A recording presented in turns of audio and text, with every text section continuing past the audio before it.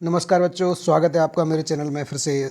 आज हम भारत का मानचित्र द्वारा परिचय, भारत का भूगोल भाग 2 शुरू कर रहे हैं। और पिछले वीडियो में हमने भाग 1 में जो पढ़ा था थोड़ा सा देख लेते हैं। हमने पढ़ा था अब तक भारत की भूमि की उत्पत्ति, origin of India, formation of India, Bharat की विश्व में भौगोलिक अवस्थिति पढ़ ली थी हमने, भारतीय प्रायद्वीप के बारे में पढ़ लिया था और भारतीय उपमहाद्वीप के बारे में पढ़ लिया।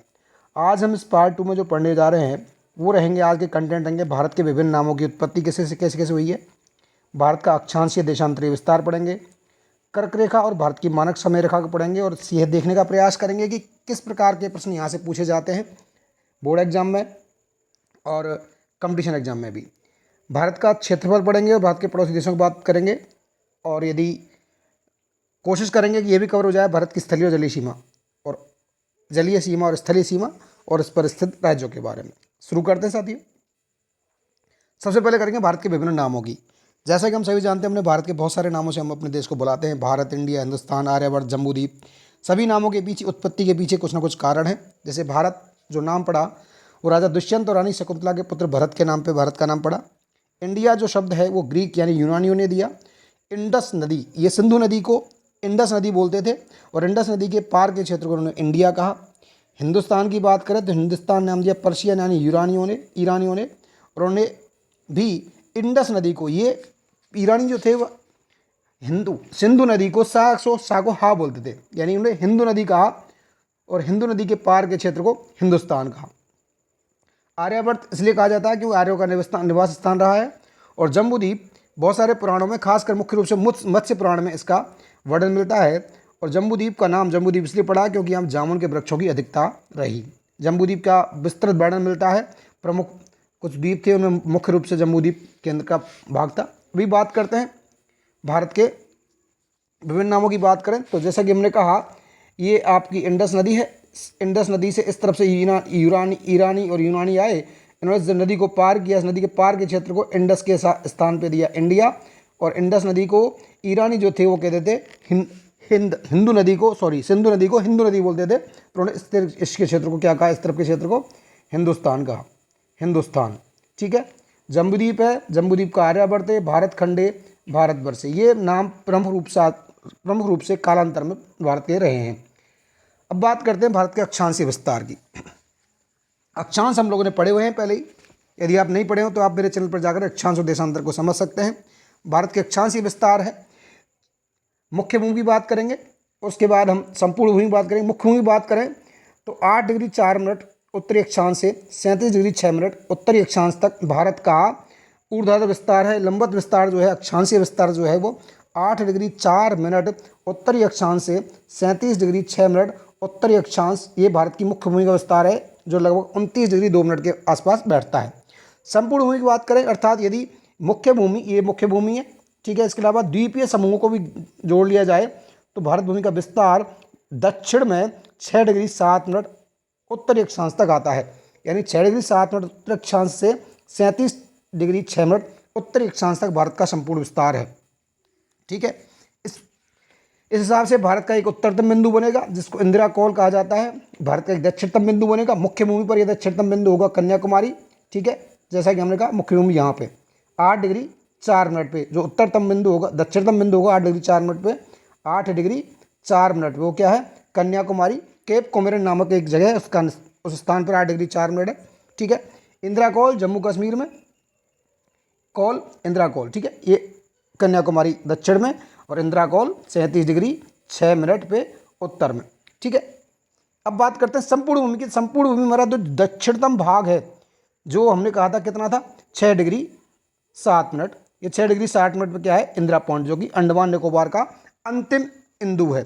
इसको कहा जाता है इंदिरा पॉइंट। याद रखेंगे, उत्तर में इंदिरा कौल है और दक्षिण में इंदिरा पॉइंट है। कौल शब्द हम पढ़ेंगे जब भौतिक भूगोल की बात करेंगे।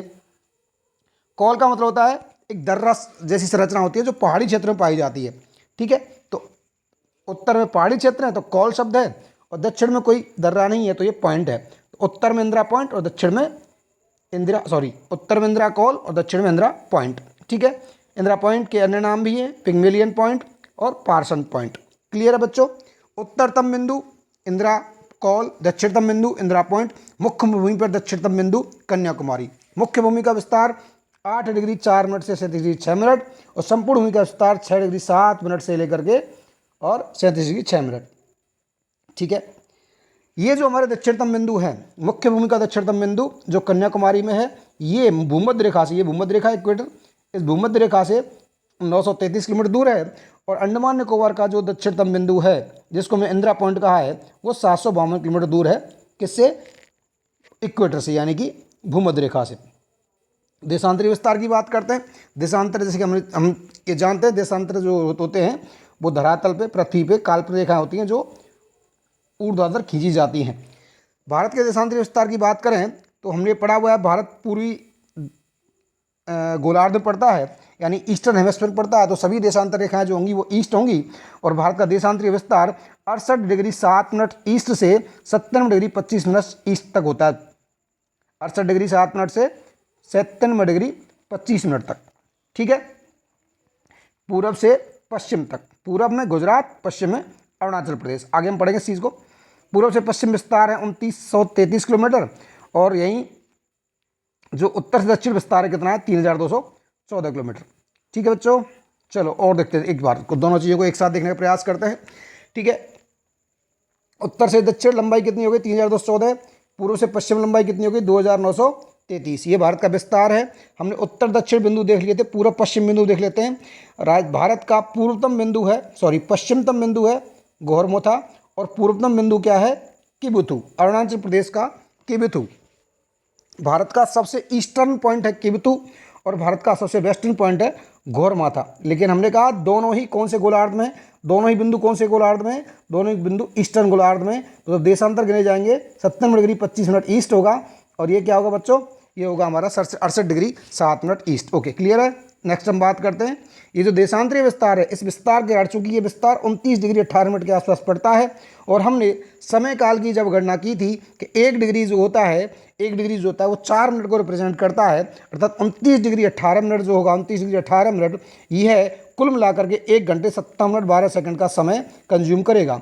अर्थात यदि अरुणाचल प्रदेश में सूर्योदय सुबह 4 बजे हो रहा होगा तो लगभग 5:57 लगभग 6 बजे गुजरात में सूर्योदय होगा। यानी भारत के पूर्वतम और पश्चिमतम बिंदुओं के मध्य जो सूर्योदय होता है उसमें लगभग 2 घंटे का अंतराल होता है। क्लियर बच्चों, इसको एक साथ समझने का प्रयास करते हैं। भारत का उत्तरतम बिंदु 37 डिग्री 6 मिनट, दक्षिणतम बिंदु 8 डिग्री 4 मिनट मुख्य भूमि पे। ठीक है, और ये जो है उत्तर से दक्षिण लंबाई कितनी हो गई? 3214 किलोमीटर। भारत का पश्चिमतम बिंदु 68 डिग्री 7 मिनट ईस्ट, भारत का पूर्वतम बिंदु 57 डिग्री 25 मिनट ईस्ट। ये पूर्व से पश्चिम विस्तार हो गया। पूर्व से पश्चिम कितना है? 2933 किलोमीटर, 2933 किलोमीटर। ये सारी चीज़ें हम पढ़ चुके हैं। यहाँ हम 2 लाइनें और खींची हमारे नक्शे पे, वो क्या है? आप जरा इस डॉटेड लाइन को ध्यान से देखें तो ये भारत की मानक समय रेखा है। मानक यामोत्तर है 62 डिग्री 30 मिनट। इसके बारे में हमने पहले ही वीडियो में पढ़ा है, आज थोड़ा सा इसको डिटेल पढ़ेंगे। और एक रेखा है जो भारत को लगभग मध्य से काटती है, जिसको कहा जाता है कर्क रेखा। क्या कहते हैं इसको? कर्क रेखा। चलो देखते हैं दोनों रेखाओं के बारे में पढ़ते हैं। सबसे पहले पढ़ते हैं मानक समय रेखा। भारत की मानक समय रेखा जो 62.5 डिग्री 30 मिनट पूर्वी देशांतर रेखा को माना गया है। मानक समय रेखा के बारे में पढ़ चुके हैं। प्रत्येक देश में कोई निश्चित मानक समय रेखा होती है, जिस मानक समय रेखा के अनुसार ही उस पूरे देश का समय निर्धारित होता है। ये भी पढ़ चुके हैं। छोटे देशों में मानक समय जो ऊर्ध्वाधर विस्तार, जिनका ऊर्ध्वाधर विस्तार ज़्यादा होता है और जिनकी चौड़ाई कम होती है, जिन देशों की, उनमें देशांतर मानक समय रेखाओं की संख्या कम होती है, और जिनकी चौड़ाई अधिक होती है जैसे रूस, अमेरिका, कनाडा, वहाँ पे मानक समय रेखाओं की संख्या अधिक होती है। ये हम पढ़ चुके हैं। भारत में एक मानक समय रेखा है जो 82 डिग्री 30 मिनट 82 डिग्री पूर्वी देशांतर रेखा को माना गया है। ये देशांतर रेखा उत्तर प्रदेश में इलाहाबाद के पास मिर्ज़ापुर, नैनी से गुजरती है। ठीक है बच्चों, ये हम पढ़ चुके हैं पहले भी। अब हमें यहाँ पढ़ना क्या है? ये मानक समय रेखा जो है भारत के 5 राज्यों से गुजरती है। कितने राज्यों से? 5 राज्यों से। ये राज्य कौन कौन से हैं? उत्तर प्रदेश, ठीक है, उत्तर प्रदेश के बाद क्या आता है नीचे? मध्य प्रदेश, मध्य प्रदेश के बाद छत्तीसगढ़, छत्तीसगढ़ के बाद आता है उड़ीसा, उड़ीसा के बाद क्या आता है?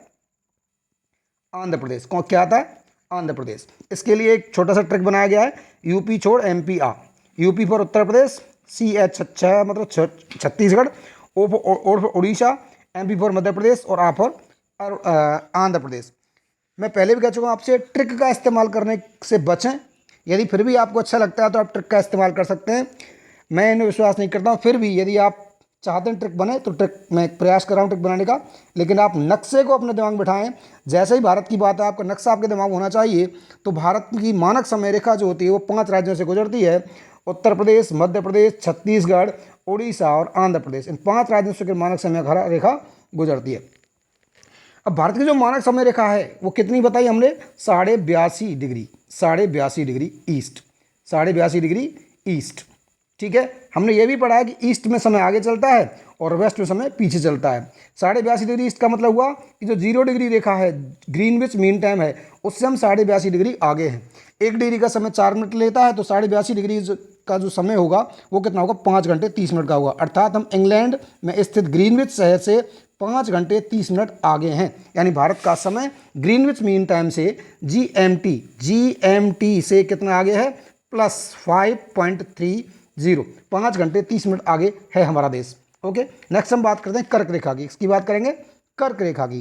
कर्क रेखा जो भारत के लगभग मध्य से गुजरती है, ये भारत के 8 राज्यों से गुजरती है। कितने राज्यों से गुजरती है, 8 राज्यों से गुजरती है। ये 8 राज्य कौन कौन से हैं, देखें क्रम से देखेंगे। सबसे पहले आता है गुजरात, उसके बाद आता है राजस्थान, राजस्थान के दक्षिण सिरे में बांसवाड़ा से गुजरती है। उसके बाद आता है मध्य प्रदेश, क्या आता है, मध्य प्रदेश, मध्य प्रदेश के बाद क्या आता है, छत्तीसगढ़, उसके बाद क्या आता है झारखंड, उसके बाद क्या आता है पश्चिम बंगाल, उसके बाद क्या आता है त्रिपुरा, उसके बाद क्या आता है मिजोरम। इन 8 राज्यों से गुजरती है। बहुत सारे ट्रिक आपको मिल जाएंगे जगह जगह पे। ट्रॉपिक ऑफ कैंसर, कर्क रेखा जो 8 राज्यों से गुजरती है उनको याद करने के लिए बहुत सारे ट्रिक हैं। लेकिन मैंने यहाँ पर जो ट्रिक बनाया है वो आपको क्रम से बनाया है। क्रम से मतलब है राज्यों को पश्चिम से लेकर पूरब में कर्क रेखा जिस क्रम से काटती है उसमें मैंने क्लियर ट्रिक बनाया। गुरु मैंने 36 झाड़ियों पर तीर मारे। गुरु, इसमें जी फॉर गुजरात है, ठीक है, आर फॉर राजस्थान है, एम फॉर मध्य प्रदेश है, ठीक है, 36 फॉर छत्तीसगढ़ है, झा फॉर झारखंड है, पा फॉर क्या है बताइए आप लोग, पा फॉर है अपना पश्चिम बंगाल, ठीक है, टा फॉर त्रिपुरा है और मा फॉर क्या है मिजोरम। इस प्रकार से कर्क रेखा भारत के 8 राज्यों से गुजरती है। फिर कह रहा हूँ ट्रिक से याद करने का प्रयास ना करें, नक्शा दिमाग होना चाहिए। कर्क रेखा भारत के 8 राज्यों से गुजरती है। क्रम से यह बात करें, सबसे पहले 1 नंबर पे गुजरात है, 2 नंबर पे राजस्थान है, 3 नंबर पे मध्य प्रदेश है, 4 नंबर पे छत्तीसगढ़ है, 5 नंबर पे झारखंड है, 6 नंबर पे पश्चिम बंगाल है, 7 नंबर पे त्रिपुरा है और 8 नंबर पे मिजोरम है। इन 8 राज्यों से क्रम से गुजरती है ऊपर। और यदि हम पश्चिम से पूर्व की ओर बात करें, सॉरी पूर्व से पश्चिम की ओर बात करें तो मिजोरम है, त्रिपुरा है, पश्चिम बंगाल है, ठीक है, उसके बाद झारखंड है, छत्तीसगढ़ है, मध्य प्रदेश है, राजस्थान है और गुजरात है। ये हो गया पूर्व से पश्चिम क्रम और ये हो गया पश्चिम से पूर्व क्रम। यदि आपको क्रम याद रहेगा तो निश्चित रूप से किसी प्रकार का प्रश्न के उत्तर देने में आप सक्षम होंगे। नेक्स्ट बात करते हैं, चूंकि ये जो चीज़ हमने पढ़ी कि साहब कर्क रेखा कितने राज्यों से गुजरती है, 8 राज्यों से गुजरती है, ठीक है। इस प्रकार के प्रश्न बहुत सरल से होते हैं बच्चों। एग्जाम में जो प्रश्न पूछे जाते हैं, जैसे कि IAS 1999 में एक प्रश्न पूछा गया कि कर्क रेखा के निकटस्थ स्थित राजधानी शहर की बात कीजिए, ठीक है, निकटस्थ राजधानी शहर की बात कीजिए। तो देखें, इस नक्शे को देखने का प्रयास करें। यहाँ पे हम देखें कर्क रेखा गुजर रही है गुजरात नंबर 1, ठीक है। यहाँ पे पहले आप यहाँ देखेंगे कर्क रेखा के दक्षिण में स्थित राज्य, कर्क रेखा के उत्तर में स्थित राज्य। पहली टर्म क्या, कैसे कंसेप्ट याद करेंगे, पहले कंसेप्ट याद करेंगे कि कर्क रेखा के उत्तर में कितने राज्य हैं और दक्षिण में कितने राज्य हैं। देखें 8 राज्य कर्क रेखा पर स्थित हैं, ठीक है, 12 राज्य कर्क रेखा के उत्तर में हैं, 12 8 20 और कितने बच गए 8 राज्य कर्क रेखा के दक्षिण में। यदि आपको नक्शा याद है भारत का तो आप आसानी से ढूंढ सकते हैं। देखें राजस्थान से कर्क रेखा निकल रही है, इसके अलावा उत्तर में कौन कौन से राज्य जगह, पंजाब, हिमाचल प्रदेश, हरियाणा, उत्तराखंड, ठीक है, उत्तर प्रदेश, बिहार, सिक्किम, ठीक है, अरुणाचल प्रदेश, असम, नागालैंड और मणिपुर। ये कुल मिलाकर के 12 राज्य हैं जो कर्क रेखा के उत्तर में स्थित हैं। दक्षिण के राज्यों की बात करें तो महाराष्ट्र, गोवा, कर्नाटका, केरल, तमिलनाडु, आंध्र प्रदेश, तेलंगाना, उड़ीसा। ये 8 राज्य हैं जो कर्क रेखा के दक्षिण में स्थित हैं और 8 राज्य वे हैं जिनसे कर्क रेखा गुजरती है। एक प्रकार के प्रश्नों की बात हुई। दूसरे प्रकार के प्रश्न बन सकते हैं कि कर्क रेखा के नज़दीक स्थित राजधानी शहरों की या मुख्य शहरों की बात हो सकती है। यहाँ हम केवल उन 8 राज्यों की बात करेंगे जिनसे कर्क रेखा गुजर रही है। डिटेल कर्क रेखा की जानकारी के लिए हम एक और अलग से वीडियो बनाएंगे इसके लिए। ठीक है, बात करते हैं। देखें, 8 राज्य जो है, गुजरात जिसकी राजधानी है गांधीनगर, कर्क रेखा के दक्षिण में स्थित है। ठीक है, फिर बात है राजस्थान, राजस्थान की राजधानी जयपुर जो कर्क रेखा के उत्तर में स्थित है। मध्य प्रदेश, कर्क रेखा के भोपाल, मध्य प्रदेश की राजधानी भोपाल कर्क रेखा के दक्षिण में स्थित है। छत्तीसगढ़, राजधानी रायपुर दक्षिण में स्थित है। झारखंड, राजधानी रांची कर्क रेखा के बिल्कुल, यानी कर्क रेखा इसके ऊपर से गुजरती है। इसका अक्षांशीय विस्तार लगभग 23 डिग्री 22 मिनट से 23 डिग्री 36 मिनट तक है, यानी कर्क रेखा रांची शहर के ऊपर से गुजरती है। पश्चिम बंगाल दक्षिण में स्थित है, इसकी राजधानी कोलकाता। ठीक है, त्रिपुरा, अगरतला राजधानी है, उत्तर में स्थित है। मिजोरम, आइजोल राजधानी है, उत्तर में स्थित है। तो 3 राजधानी शहर जयपुर, ठीक है, अगरतला और मिजोरम की राजधानी आइजोल, ये उत्तर में स्थित शहर हैं। और इनकी क्रम से बात करें तो सबसे नज़दीक है अगरतला, उससे दूर है आइजोल और सबसे दूर है जयपुर। यानी यदि पूछ लिया जाए कि कर्क रेखा के उत्तर में स्थित राजधानी शहरों में सबसे दूर शहर कौन सा है, जयपुर। ठीक है, दक्षिण की बात करें तो दक्षिण में स्थित शहर कौन कौन से हैं, गुजरात की राजधानी गांधीनगर, मध्य प्रदेश की राजधानी भोपाल, छत्तीसगढ़ की राजधानी रायपुर। ठीक है, झारखंड की राजधानी रांची भी का भी अधिकांश भाग दक्षिण में पड़ता है। ठीक है, पश्चिम बंगाल की राजधानी कोलकाता। ये जो हैं कितने शहर हो गए बच्चों, ये हो गए टोटल 5। ये 5 जो शहर हैं ये कर्क रेखा के दक्षिण में स्थित है। इनमें से सबसे निकट कौन सा है, रांची। इनमें सबसे निकट कौन सा है, रांची। और सबसे दूर कौन सा शहर है, रायपुर। सबसे दूर कौन सा है, रायपुर। ये जो लिखे हुए हैं आपके सामने ये, ठीक है, देखते हैं ये जो लिखे हैं किस प्रकार से लिखे हैं, क्रम देखने का प्रयास करेंगे। ये दूर जाने का क्रम है। कर्क रेखा से ये उत्तर के हैं, ये नॉर्थ के हैं। कर्क रेखा के सबसे नज़दीक अगरतला उत्तर में, उससे दूर आइजोल और सबसे दूर कौन सी राजधानी है, जयपुर। उत्तर में स्थित सबसे दूर राजधानी जयपुर। ठीक है, यहाँ केवल उनकी बात होगी जो जिन राज्यों से कर्क रेखा गुजर रही है उनकी बात मैं कर रहा हूँ। यदि ऑप्शन में यदि लखनऊ हो तो लखनऊ सही होगा, ऑप्शन में दिल्ली हो तो दिल्ली सही होगा, ऑप्शन में देहरादून हो तो वह सही होगा, शिमला हो तो वह सही होगा, यदि लद्दाख हो तो वह सही होगा, लेह हो तो। ठीक है, ये निर्भर करता है प्रश्न में ऑप्शन क्या हैं। दक्षिण की बात करें तो भोपाल से अधिक दूर पड़ता है गांधीनगर, उससे ज़्यादा दूर कोलकाता, सबसे दूर कौन है, तो रायपुर। ठीक है, क्रम से समझ में आई बात। इसके बाद हम बात करते हैं, कर्क रेखा जो है भारत को 2 मुख्य भागों में बांटती है। ठीक है, उत्तरी भाग जो है कर्क रेखा के उत्तर में स्थित भाग, भारत का जो भाग है उस वहाँ की जो जलवायु होती है वो शीतोष्ण कटिबंधीय उपोष्ण कटिबंधीय है। हमने पृथ्वी के ताप कटिबंध में पढ़ा था कि भूमध्य रेखा से 23 डिग्री उत्तर और 23 डिग्री दक्षिण का बीच का जो क्षेत्र है वो कौन सा जोन है, बच्चों बताएं, वो कौन सा जोन है, वो उष्णकटिबंधीय जोन है, उष्णकटिबंधीय जोन है। उसके बाद हम पढ़ता 23 डिग्री 66.5 डिग्री जो है का क्षेत्र है वो कौन सा है, उपोष्ण कटिबंध, सब ट्रॉपिकल। हमने टेम्परेट नाम दिया था वहाँ पे, शीतोष्ण कटिबंध। तो ये शीतोष्ण कटिबंध पड़ता है, भारत का उत्तरी भाग, कर्क रेखा का उत्तर का भाग शीतोष्ण कटिबंध में आता है। ठीक है, और भारत का कर्क रेखा से दक्षिण का भाग जो आता है किस में आता है, ट्रॉपिकल जोन में आता है, कटिबंध उष्ण कटिबंध में आता है। ठीक है, यानी ये अधिक गर्म क्षेत्र रहेगा और ऊपर का कम गर्म क्षेत्र होगा। बात करते हैं भारत के क्षेत्रफल की। भारत का क्षेत्रफल जो है वो 32,87,263 वर्ग किलोमीटर है, जो विश्व के सभी देशों के कुल क्षेत्रफल का 2.43% है। भारत का क्षेत्रफल 32,87,263 वर्ग किलोमीटर है, जो विश्व के कुल क्षेत्रफल का 2.43% है। इस हिसाब से हम विश्व के 7वें बड़े नंबर के देश हैं, विश्व के 7वें बड़े नंबर के देश हैं। यानी हमसे बड़े कितने देश हैं, 6। देखें क्रम से बात करते हैं। सबसे नंबर 1 पे आता है रूस, नंबर 1 पे क्या आता है, रूस। नंबर 2 पे क्या आता है, कनाडा। नंबर 2 पे क्या आता है, कनाडा। नंबर 3 पे क्या आता है, चाइना। नंबर 3 पे क्या आता है, चाइना। नंबर 4 पे क्या आता है, यूएसए। नंबर 4 पे यूएसए। नंबर 5 पे इसके नीचे आ जाओ, ब्राज़ील। नंबर 5 पे क्या है, ब्राज़ील। नंबर 6 पे क्या है, ऑस्ट्रेलिया। नंबर 6 पे क्या है, ऑस्ट्रेलिया। नंबर 7 पे आ गया भारत। क्रम से देखेंगे, हमने कहा नंबर 1 पे है रूस, उसके जस्ट सामने चले जाओ, नंबर 2 पे कनाडा, वापस लौट कर आ जाए, नंबर 3 चाइना, इसके सामने चले जाओ, नंबर 4 पे यूएसए, उसके जस्ट नीचे आ जाओ दक्षिण अमेरिका महाद्वीप में ब्राज़ील 5 नंबर पे, इसके सामने चले जाओ ऑस्ट्रेलिया 6 नंबर पे, और हम भारत विश्व में 7वें बड़े नंबर के देश हैं। ठीक है, पूछ सकता है आप लोगों से, भारत का विश्व में भारत का क्षेत्रफल की दृष्टि से कौन सा स्थान है। हम एक स्पेशल वीडियो बनाएंगे विश्व के विभिन्न देशों के क्षेत्रफल, बड़े देश और छोटे देशों के बारे में। अभी बात करते हैं, ये जो 7 देश हैं इनको याद करने का तरीका, इसके लिए ट्रिक है, फेमस है, सभी जगह मिल जाती है आपको। रुक चीन अब भारत आया, रुक चीन अब भारत आया। नंबर 1 पे रूस, रुक से का से। नंबर 2 पे कनाडा, नंबर 1 पे रूस, नंबर 2 पे कनाडा, नंबर 3 पे चीन, नंबर 4 पे अमेरिका, नंबर 5 पे ब्राज़ील, नंबर 6 पे ऑस्ट्रेलिया, नंबर 7 पे भारत। कहीं कहीं पर आपको यह देखने को मिलेगा, क्या देखने को मिलेगा मैं बताऊंगा आपको। यहाँ पे आपको कहीं कहीं मिलेगा कि नंबर 3 पे अमेरिका को देखा जाता है और नंबर 4 पे चाइना को।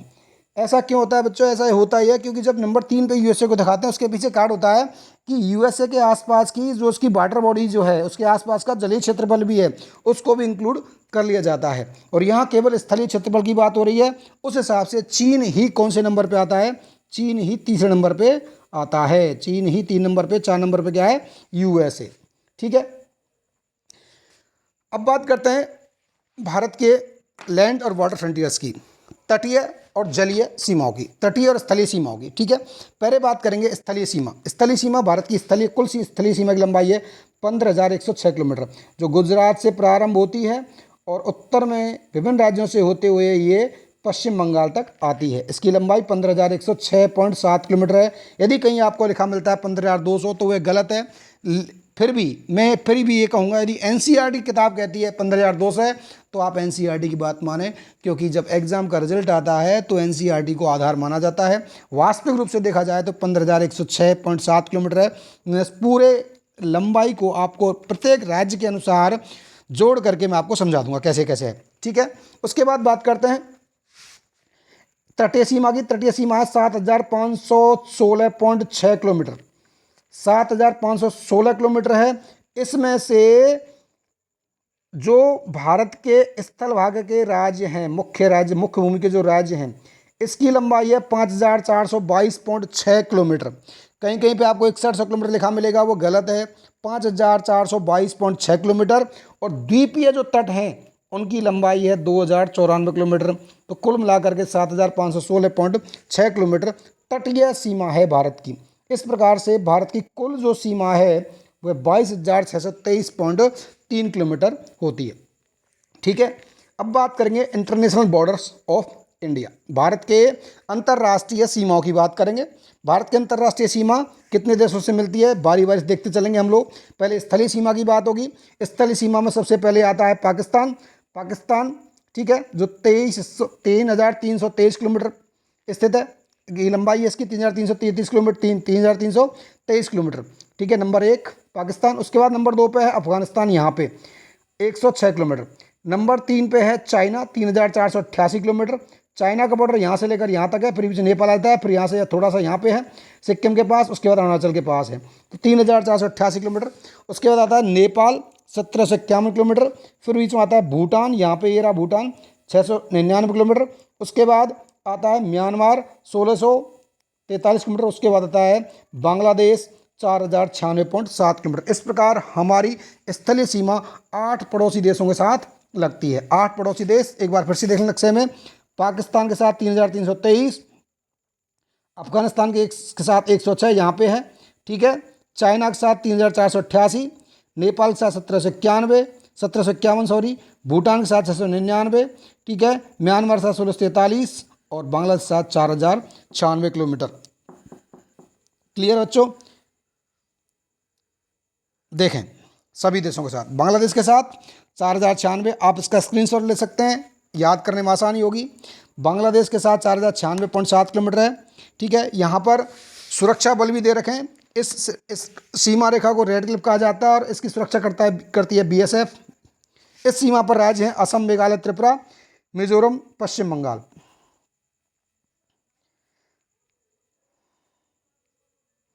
ठीक है, देखें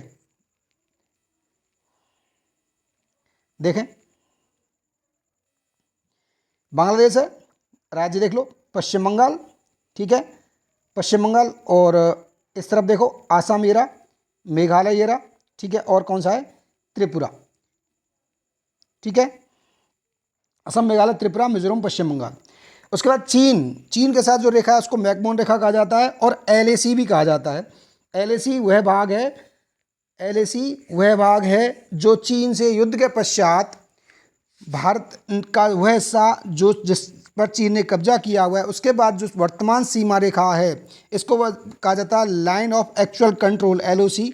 तो ये दोनों रेखाएं भारत और चीन के मध्य में है, जिसकी लंबाई 3488 किलोमीटर है। इस रेखा पर जो फोर्स लगी हुई हैं उनमें एक फोर्स का नाम है इंडो तिब्बती बॉर्डर फोर्स और या दूसरा है स्पेशल फ्रंटियर फोर्स। ये दो प्रकार की सेनाएं हमारी इस बॉर्डर की सुरक्षा कर रही हैं।